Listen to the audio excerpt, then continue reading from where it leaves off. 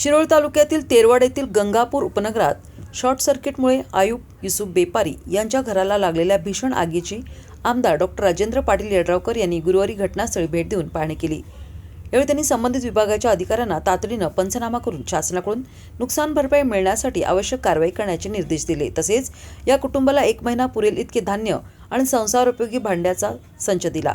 बुधवारी शॉर्ट सर्किटमुळे लागलेल्या आगीत घरातील मुलीच्या प्रसूतीसाठी ठेवलेले 90,000 रुपयांची रोख रक्कम, सोन्या चांदीचे दागिने, कपडे, फर्निचर आणि अन्य संसारोपयोगी साहित्य जळून खाक झाले। या दुर्घटनेत लाखो रुपयांचे नुकसान झाले असून सुदैवाने कोणतीही जीवितहानी झाली नाही। घटनेची माहिती मिळताच कुरुंदवाड नगर परिषदेच्या अग्निशमन दलाने तातडीने घटनास्थळी धाव घेत आग आटोक्यात आणली।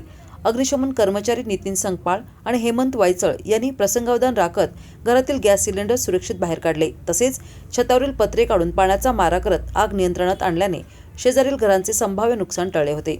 घटनास्थळी आमदार डॉक्टर यड्रावकर यांनी बेपारी कुटुंबियांची भेट घेऊन त्यांचे सांत्वन केले।